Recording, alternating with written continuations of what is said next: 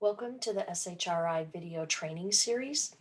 I'm Lori Summers, the trainer for the Iowa Cancer Registry.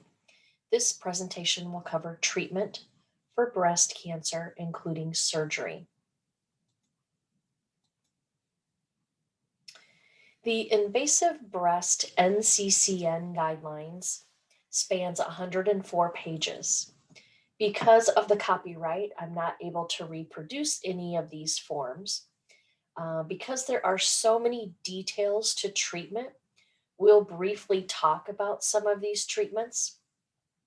The NCCN, which is the National Comprehensive Cancer Network, is an alliance of leading cancer centers across the US, and they are devoted to patient care, research, and education. So these NCCN guidelines are developed by doctors from the cancer centers using the latest research and years of experience. These are providers from all over the world. The best resource is what they publish for patients, and it breaks it down into very plain terms and steps from diagnosis to treatment to outcomes. NCCN is your best resource for understanding what type of treatment is considered usual or customary. For breast, they break down the guidelines based on invasive breast cancer and non-invasive breast cancer. And then they give special considerations to different unusual histologies and disease of the breast, listed here on the slide.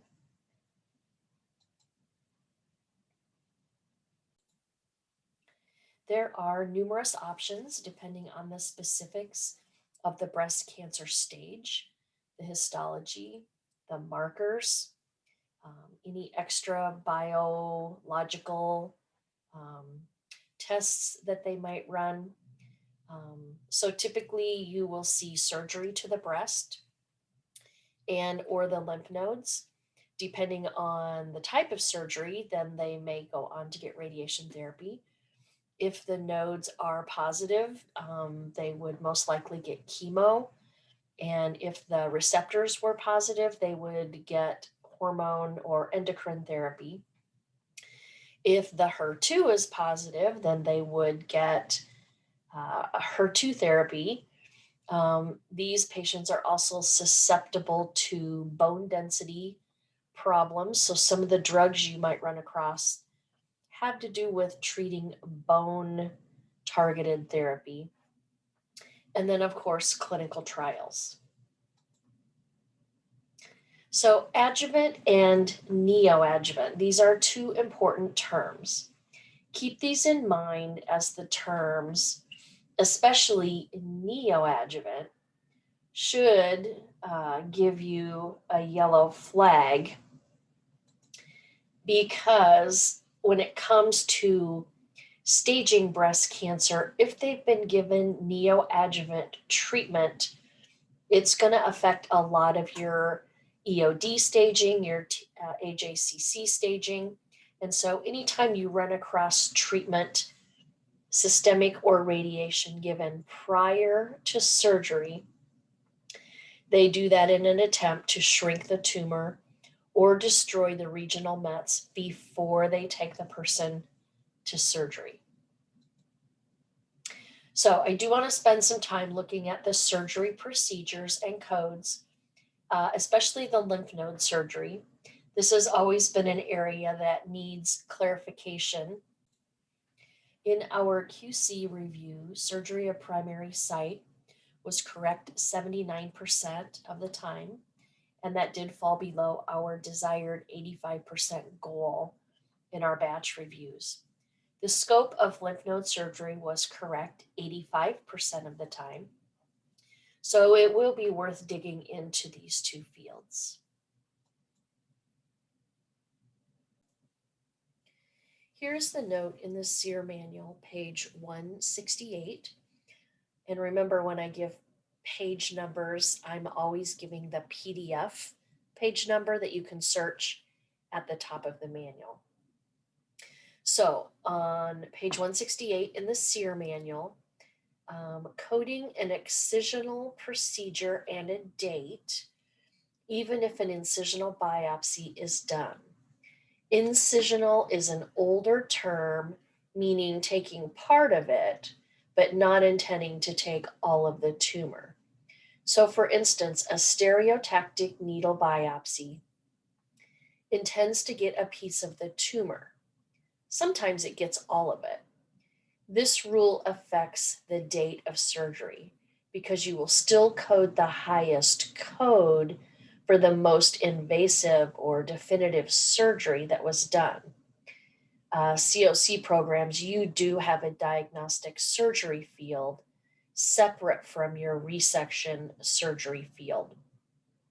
So the rule is that you will code the most invasive, extensive, or definitive surgery if the patient has multiple procedures of the primary site, even if there's no residual tumor found in the path specimen from the more extensive surgery. Note 4 then says code the excisional biopsy even when it's documented to be incisional, when all the disease is removed and your margins are free, or all the gross disease is removed and there's only microscopic residual at the margin. There is a note, do not code an excisional biopsy when there is a macroscopic residual disease. Note 2 in the manual, I did not put it on this slide, basically talks about shave or punch biopsies. Those are most often diagnostic. You will code that as a surgical procedure only when the entire tumor is removed and margins are clear. It does not happen that often, but it could happen.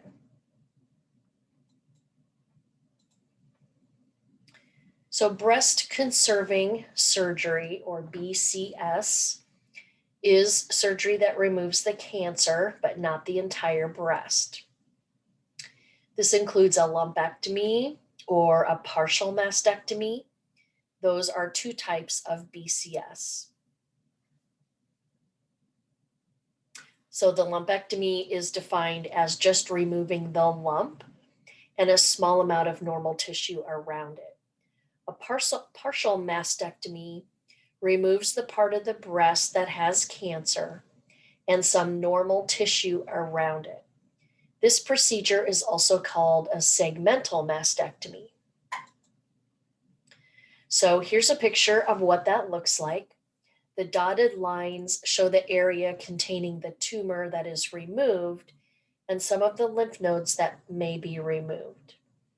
Patients who were treated with breast conserving surgery may also have some of the lymph nodes under the arm removed for biopsy. This procedure may be called a lymph node dissection. It may be done at the time of the breast conserving surgery or a separate incision in a separate procedure. So here are the 20 range codes for breast. The first section are the breast conserving or breast preserving surgeries. There's a note, this is not typically in the store manual surgery codes, and so I'm taking these from the SEER Appendix C.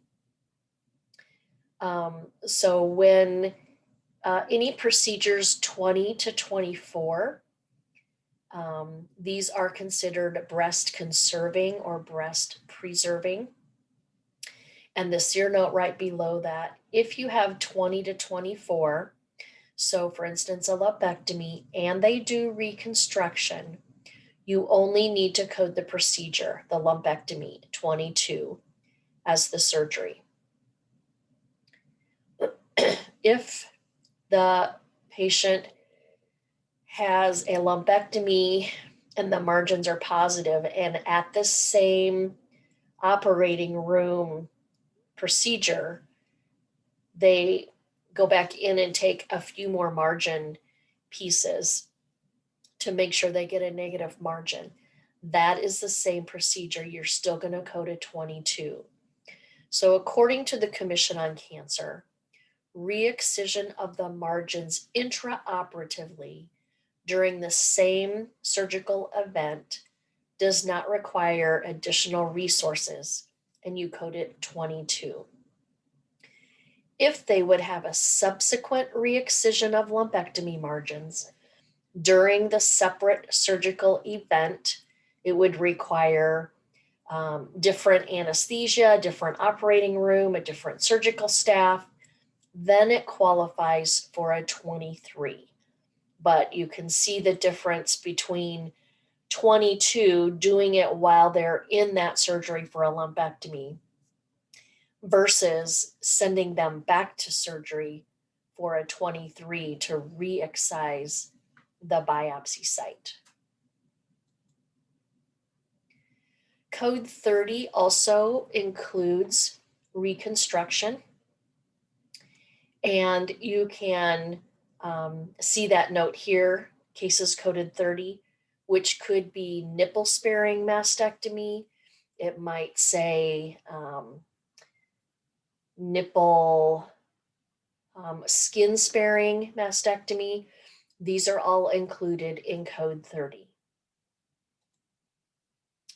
So subcutaneous mastectomy, code 30, it might, depending on your surgeon, they might call it nipple or skin sparing mastectomy, where they remove the entire breast and lymph nodes, but they preserve about 80% of the native skin of the breast.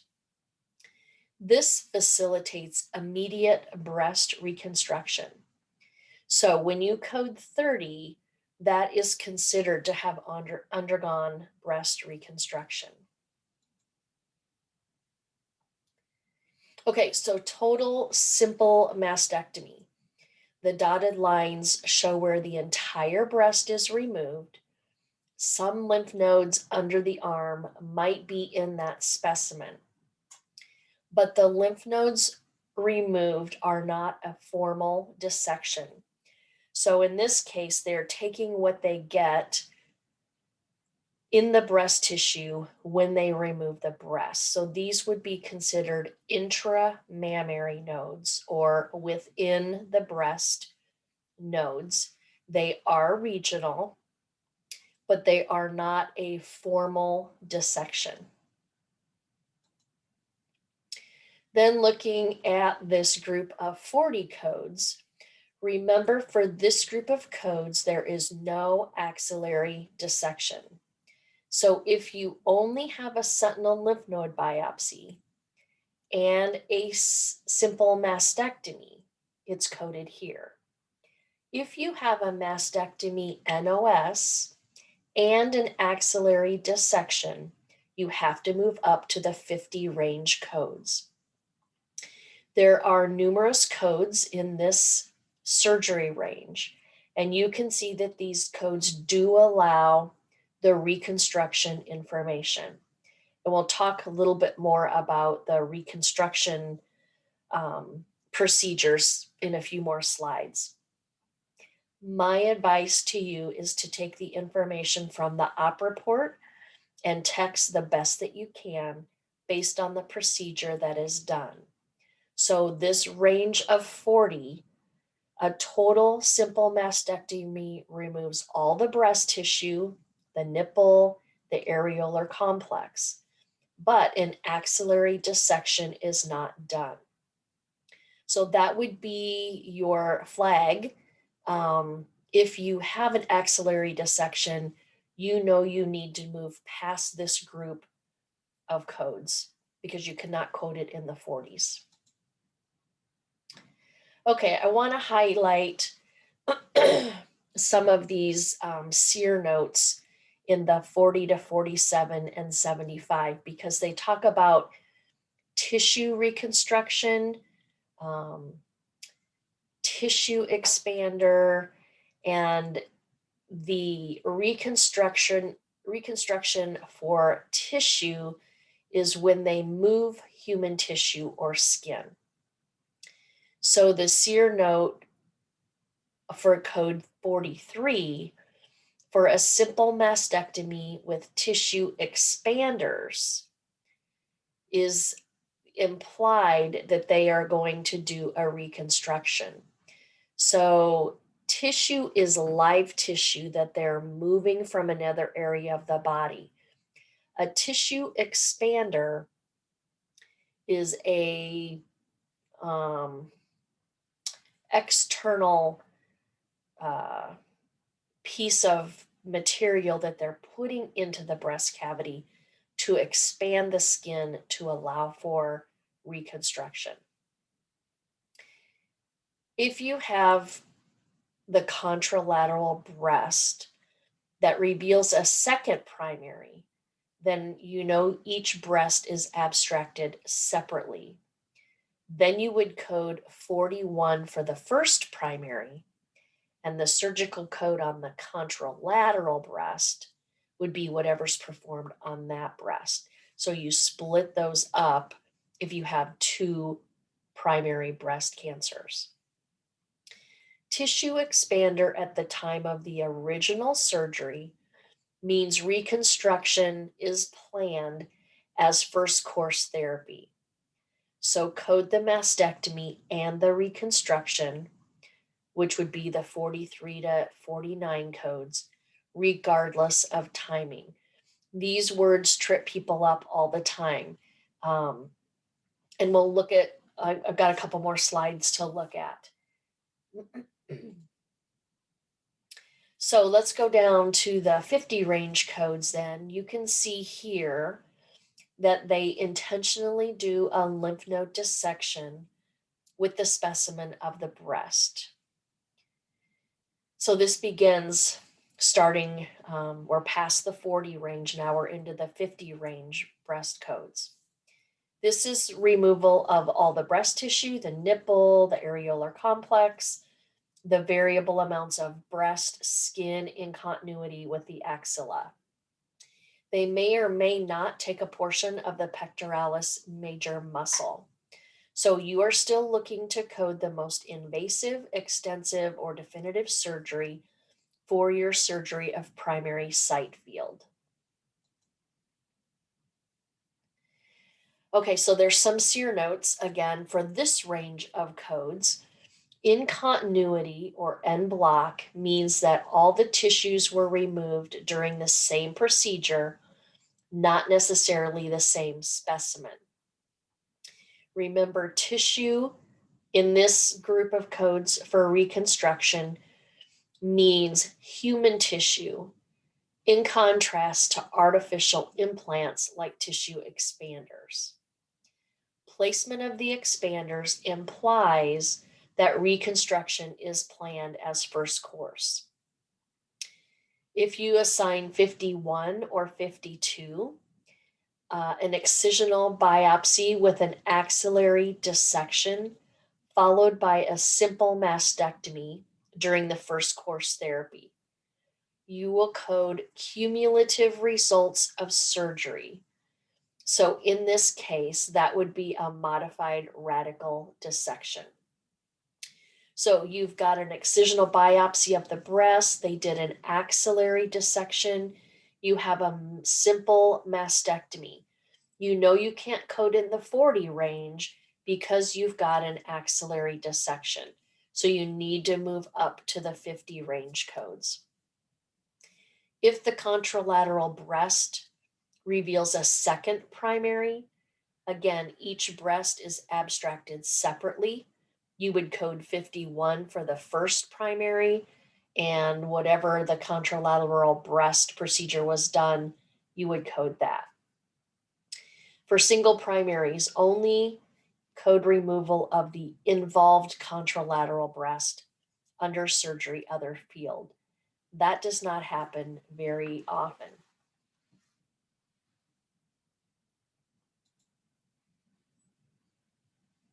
Okay, so reconstruction.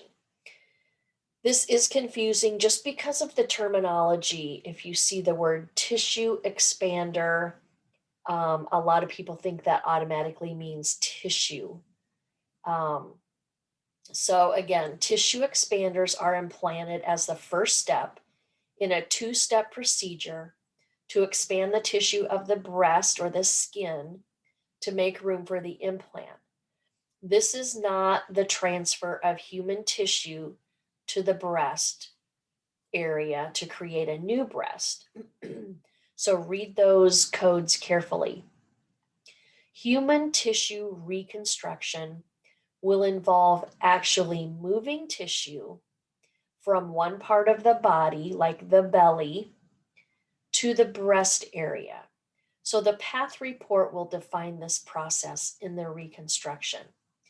They will talk about going and um, excising different areas of tissue and flapping, twisting that up to create a breast.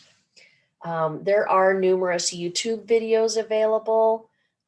Sometimes it does help to get a visual of what they're talking about, but just be careful. If you see tissue expander, that is an implant. And if you see tissue or tram flaps, um, human tissue, that's what they're talking about when they say tissue reconstruction. So here's a picture of the two types of implants that we code. Implant code 45 would be the two-stage procedure where they create a pocket and place a tissue expander, and then later they will go back and take that expander out and put the implant in. So the tissue expander is the first stage of that procedure. Code 44 for tissue is when they take tissue from the parts of the body, like the transverse, rectus, abdominis, myocutaneous flap, or tram flap. So the patient's tissue is used to form a new breast. Again, search out a YouTube video. You can see also this example at the bottom where they're using this back flap muscle, and they have to keep this live. They have to keep it attached to the blood supply, and they move it around and they create a breast out of this tissue that was from the back. So this would be latissimus dorsi myocutaneous flap. So hopefully you can see the difference between when they're using actual live tissue to create a breast, or if they're doing a expander, that would be an implant. Okay, so some of the common errors we noticed in coding breast surgery were the codes 22 to 23. And again, there's the SEER note, and it talked about assigning code 22 when the patient has a lumpectomy, and then additional margins were taken during that same procedure. If they go back into the surgery, the operating room, and have a separate surgical event to get clear margins, that would be a code 23. And this is the best way that they have defined this, needing different anesthesia, different operative room, different staff, then you would code it at 23. Otherwise, a lumpectomy with additional margins excised is basically going to be a 22.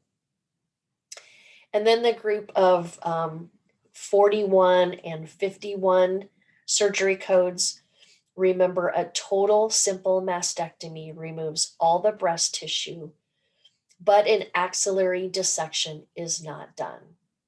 If an axillary dissection is done with a simple mastectomy, you have to move down to the 51 codes. And so the example here, you could have a simple mastectomy with a sentinel lymph node biopsy. You would code that to a 41 because an axillary dissection was not done. But if you have a total mastectomy with sentinel plus a lymph node dissection, you would move down to the 50 surgery code range. Okay, so let's go over lymph node surgery. And coding the scope of regional lymph node surgery, the source document is the op report. We are not counting up the number of lymph nodes that are removed to decide what procedure to code. So a sentinel lymph node biopsy removes the first node in the lymphatic basin that drains the area where the tumor is.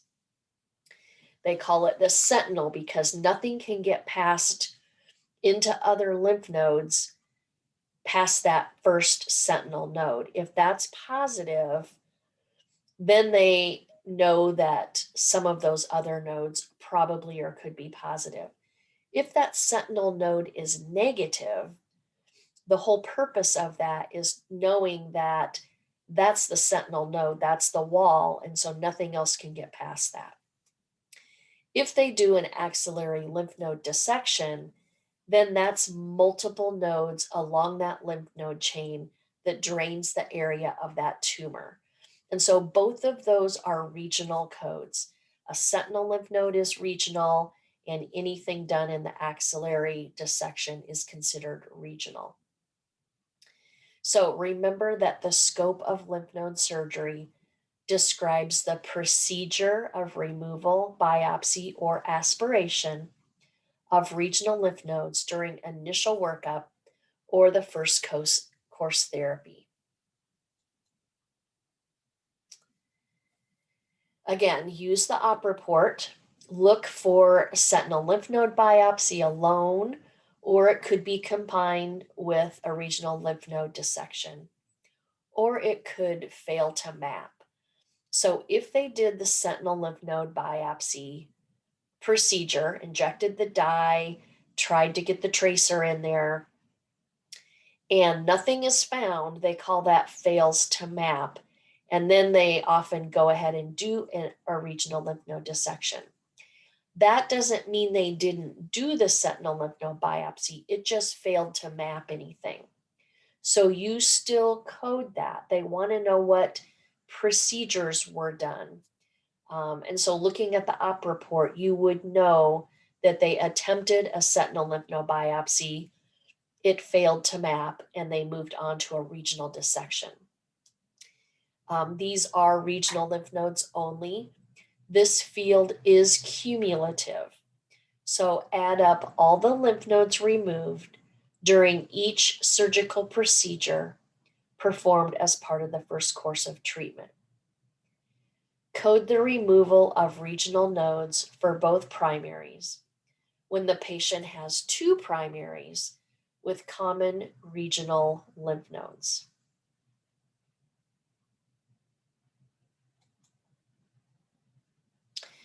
Okay, so for sentinel lymph node biopsy, if the clinical workup for lymph node Mets is negative, a sentinel lymph node biopsy may be indicated. If a clinical workup for lymph node Mets is positive, then they don't need to do a sentinel lymph node biopsy. It would not be indicated. They can already clinically feel the lymph nodes. When a sentinel lymph node biopsy is performed, additional non-sentinel nodes can be taken during the same operative procedure. These additional non-sentinel nodes may be discovered by the pathologist or selectively removed or harvested as part of that sentinel lymph node biopsy procedure. This is still coded as a 2, sentinel lymph node biopsy. If review of the op report confirms that they went on to have a regional lymph node dissection following the sentinel lymph node biopsy, then you would code this to a 6. You have to text that a regional lymph node dissection was done. Otherwise, these fall under the sentinel lymph node biopsy procedure. So here's the codes from the SHRI manual for scope regional lymph node surgery. This is page 172. And so here is a 2 if all you have is a sentinel lymph node biopsy. And then if you don't have sentinel, you're probably going to code a 4 or a 5, depending on how many nodes were removed. If you have a sentinel plus a dissection, plus a 4 or a 5, you're going to at least drop down to a 6. These are at the same time, not always, but typically, or you don't know the timing. If they had a sentinel with a biopsy and then they come back in and the patient decides they want a modified mastectomy and they do an axillary lymph node dissection, then you would be coding a 7. So down here, the last sentence, do not use the number of lymph nodes removed and pathologically examined as the sole means of distinguishing between a sentinel lymph node biopsy and a regional lymph node dissection. You need to look in the op report to see if a regional lymph node dissection was actually done.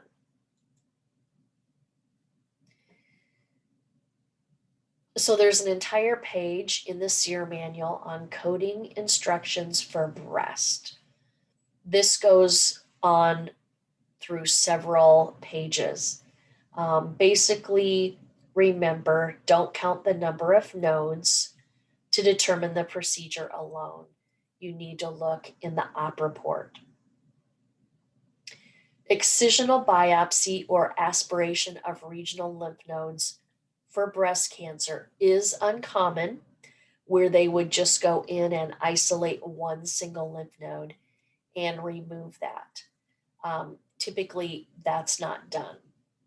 If you have a large number of lymph nodes, greater than 5, that were examined in the path report, go back to the op report to confirm that they actually had a sentinel lymph node biopsy and they did not include an axillary lymph node dissection.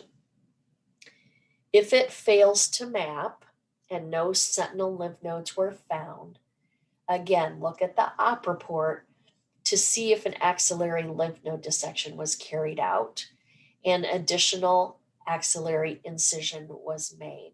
Those are the kind of things you're going to be looking for and texting. Generally, an axillary lymph node dissection will remove 7 to 9 nodes. However, it's possible to harvest fewer than that. So we heavily rely on the op report to tell us what was done as far as the lymph node procedure.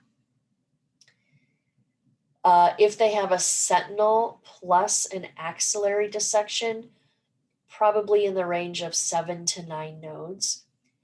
And then those code 6 or code 7. Code 7 is when it was done at different times. Code 6 is when it's done at the same time. So basically what they do when they have the patient in the operating room, they've located the tumor, they've cut the breast open, they will inject the radioactive dye near the tumor or into the tumor. And then they follow the drainage of that tumor with a probe to the first lymph node that takes up that material. And that lymph node is the one that's taken out. And the Geiger counter will follow along that trail of dye to that first lymph node.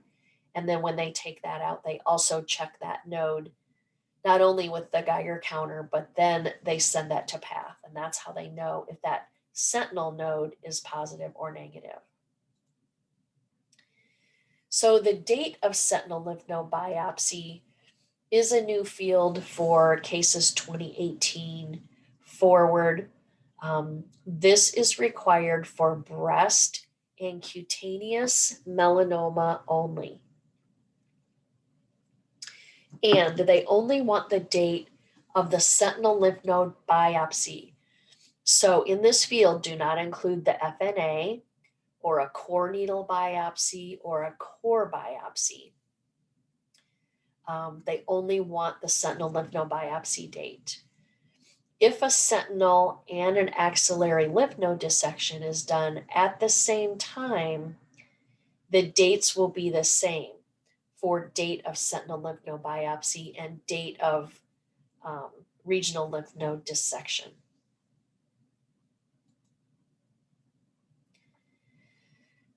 So a couple more fields that have to do with sentinel lymph node examined and positive. Both of these, remember, are for breast and cutaneous melanoma only. We are documenting the total number sampled during the sentinel lymph node procedure. Even when sentinel and non-sentinel nodes are sampled during the sentinel lymph node procedure, you're going to record the total number of nodes that procedure harvested. Whether it says 3 sentinel and 2 non-sentinel, you're still going to add those up. And for sentinel lymph nodes examined, you would say 5. The number of sentinel nodes should be equal or less than the general field of regional lymph nodes examined. And then for sentinel lymph nodes positive, again, breast and cutaneous lymphoma only, we document the total number of positive nodes during that sentinel lymph node procedure. This number should be less than or equal to the general regional nodes positive field. So for breast only, there's a whole section in the manual just for breast and just for melanoma in the sentinel lymph node chapters.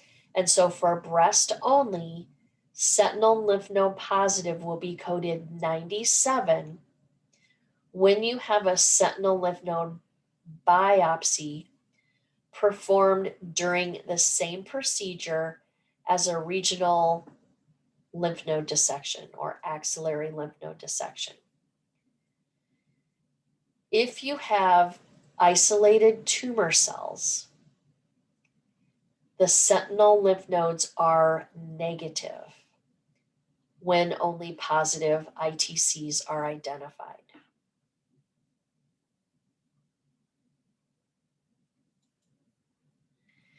Okay, so common errors encoding the scope of regional lymph node surgery. The sentinel lymph node mapping and biopsy only, the correct code would be a 2. A sentinel biopsy plus a dissection, the correct code would be a 6 if it was done on the same day. A right breast mastectomy with a sentinel lymph node biopsy, the correct code would be a 2. For sentinel, for scope of regional lymph node surgery. And the last one, if you have a total simple mastectomy, you have an axillary sentinel lymph node procedure, and they harvested 5 lymph nodes. None of them were positive. The correct code is still a 2, sentinel lymph node biopsy, because that's all that was done. You don't have documentation that an axillary dissection was done. Okay, so let's go on to some of the other adjuvant therapy types. Would include chemo, radiation, endocrine therapy, targeted therapy, and then clinical trials. So adjuvant chemotherapy, there's a lot of considerations that come into play when the doctor decides on chemo. By adding chemo to the regimen, some patients get improved results And as you know, with Oncotype DX, treatment is planned by looking at the risk of recurrence. So they are going to plan adjuvant chemotherapy, hormone therapy based on hormone status and HER2. Were the lymph nodes involved? What is the HER2 positive status? Is the patient triple negative? Um, chemo, um, chemo only, or systemic therapy that can be used. So triple negative would be ER, PR, and HER2 status would be negative. So a lot of things go into play as far as if the patient is going to get chemotherapy or not. And this is a list of compared to the ocean of medicines now used to treat breast cancer. Some of these are proven therapeutic. These are not considered precision or personalized drugs, but general regimen for treating breast cancer. So AC Taxol is very common. Back in the day, they used to use a lot of CMF or CAF. Um, Cytoxin adria with tamoxifen. So a lot of these regimens, in SEER-RX, you can look up a single drug or you can look up a regimen. And so always do that depending on what drugs you have. Okay, so radiation therapy, according to NCCN guidelines, many women with invasive breast cancer receive radiation therapy, but it may not be given if recurrence is not likely. It may be omitted in a woman over 70 years that could have a T1N0 tumor, or the patient might receive endocrine therapy. So, radiation therapy usually follows a lumpectomy or other breast conserving surgery.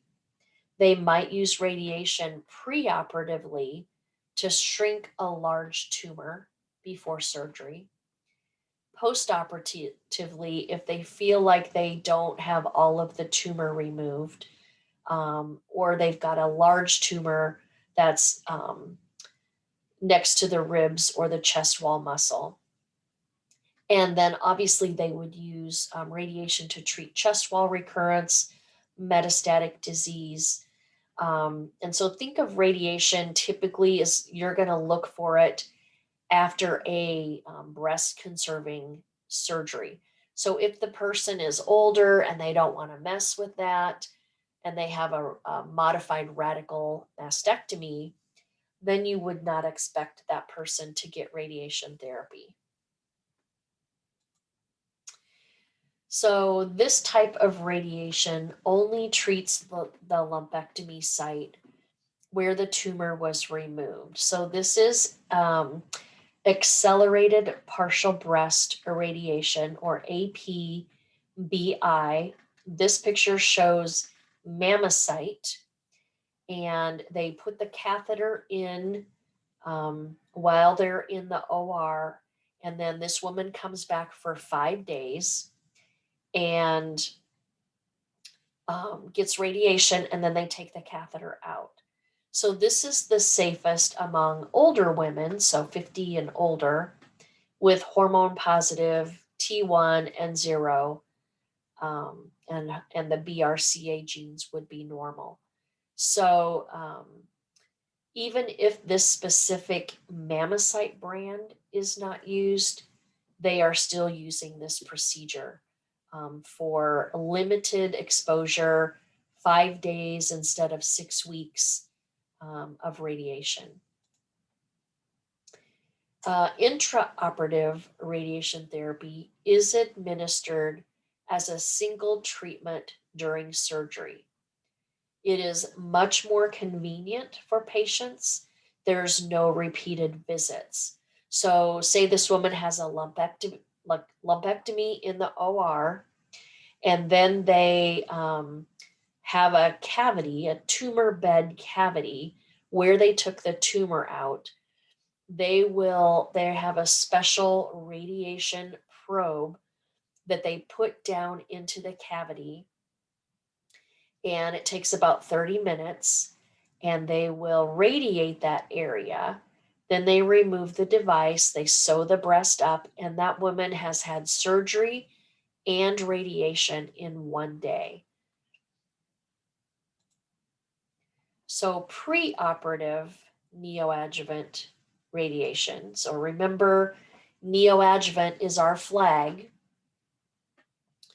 Um, if you have a patient with a large tumor at diagnosis, they might try to radiate that tumor first to shrink it. We do see this in other primary sites like anus or rectum. Um, Hopefully, now we're finding breast cancers before they're great big 5 centimeter softball size.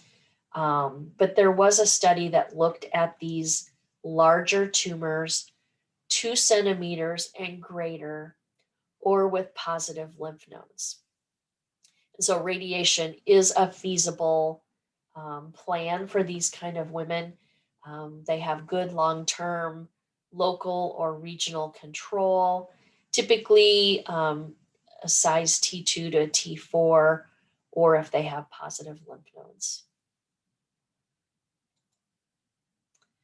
So there's about 5 main types of endocrine therapy. There's ovarian ablation, there's the antagonists, there's the inhibitors, and the anti-estrogens. Ablation or ovarian ablation is considered a hormonal maneuver, and it stops the ovaries from making hormones. This can also be done with drugs, not just surgically. So they might take out the ovaries, but they might just give these LHRH agonists like Lupron or Zoladex to suppress the ovaries. These are coded, the surgery, the ovarian ablation, is coded in the heme transplant endo procedures. It's an endocrine procedure because it is manipulating the hormones for this person. The aromatase inhibitors stop the hormone androgen from changing into estrogen. And then the anti-estrogens stop the hormone receptors. So it blocks the estrogen. And so some of these tumors grow in the presence of estrogen. So you want to give them anti-estrogen. So these all work. The outcome is the same. You want to suppress the growth of the tumor that is growing in the presence of any of these hormones. Okay, Herceptin is only for HER2 positive breast cancer patients. This is found in about 25% of the diagnosed cases. Herceptin is considered on the targeted therapies, one of the targeted therapies for HER2 positive patients. So there are some names listed there. Herceptin is the most common. It's often given with chemo, but it might be used alone or in combination with other endocrine therapy. Okay, so these are not considered breast therapy. These bone-targeted drugs are ancillary, except for the Xgeva. So again, look in CRRX, depending on how it's being used. But Zometa is probably pretty common. You'll see that in charts. And it has to do with preventing bone loss for these women. Here's a list of some other targeted therapies. These are gene mutation type therapies. And so these inhibitors, again, in the presence of the gene being turned on, they're trying to turn that off so that the tumor does not grow in the presence of that inhibitor in that gene. Just a couple other thoughts: immunotherapy, clinical trials. This is kind of a moving target with treatment, with all of the precision therapy. Um, and if they're taking a piece of the tumor and creating even antibodies against that particular tumor. Um, so this, just like other primary sites, this is going to continue to expand and grow in this area of treatment. Thank you for listening. If you have any questions, you can send me an email.